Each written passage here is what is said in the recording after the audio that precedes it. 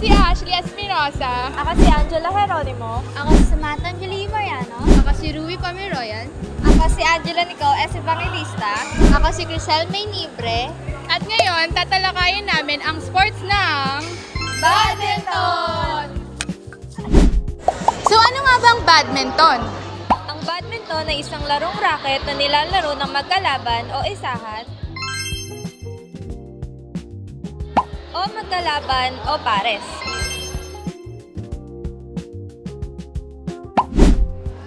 Ang layunin ng sports na ito ay makapuntos ka sa pamamagitan ng pagbagsak ng shuttlecock sa court ng kalaban. Ang mga kagamitan na ginagamit sa sports na ito ay raketa, shuttlecock, at syempre, ang net. Sino si Nelson Asuncion? Si Nelson Asuncion ay isang national player sa Philippine badminton noong 1970s at 1980s. Siya rin ang founding head coach ng Villa Verde Badminton Team noong October 9, 1983. Siya pala yun! Ngayon naman, aming ipapakita sa inyo ang tamang pag-warm up bago maglaro ng badminton. Halika na!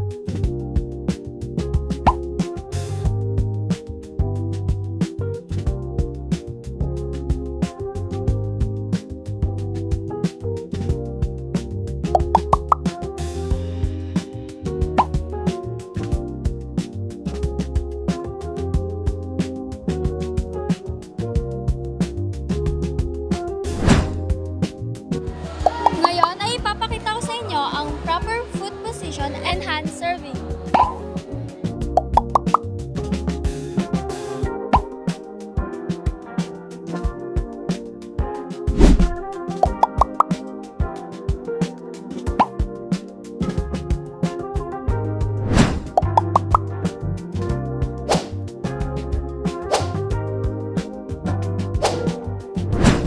Paano nga ba humawak ng raketa?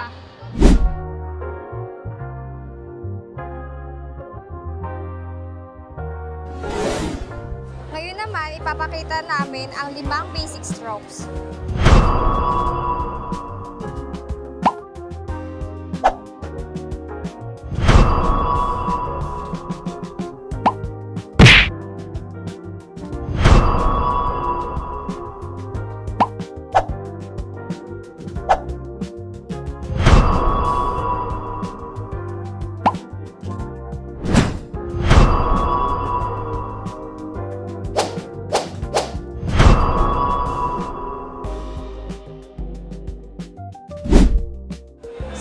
Nagmula ang badminton.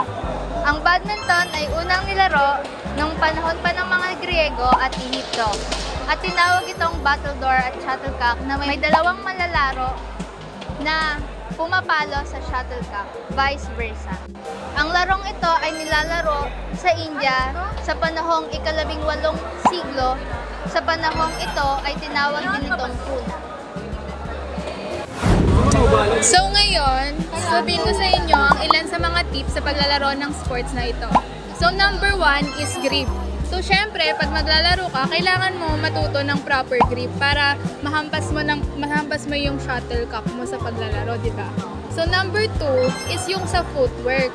Syempre, kailangan mo din alamin yung proper position mo sa paa para mahabol mo yung shuttlecock mo.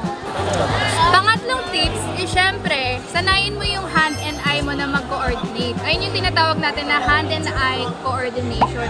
Syempre sa larong to, ginagamit natin yung kamay natin, di ba? Tsaka yung mata natin. So, para mahabol mo yung shuttlecock, dapat alert yung mata mo, tsaka yung katawan mo na matamaan mo yung shuttlecock, di ba? Para hindi ka matalo. Ito ay ilan sa mga service faults na ating nararanasan sa paglalaro ng badminton. Number 1, foot fault. Ang mga paa ng server o receiver ay stationary, ay hindi stationary o dumikit sa mga boundary lines. Number 2, illegal na taas. Ang shuttlecock ay tinamaan sa itaas ng bewang o server sa itaas ng 1.5 metro mula sa court surface. Number 3, posisyon ng racket. Ang ulo ng racket ay mas mataas kaysa sa pulso ng server sa panahon ng contact. Number 4, pagkaantala. Mayroong hindi kinakailangan pagkaantala sa serbisyo. At dito na nagtatapos ang aming pag-uulat. Sana may natutunan kayo. Salamat! Bye!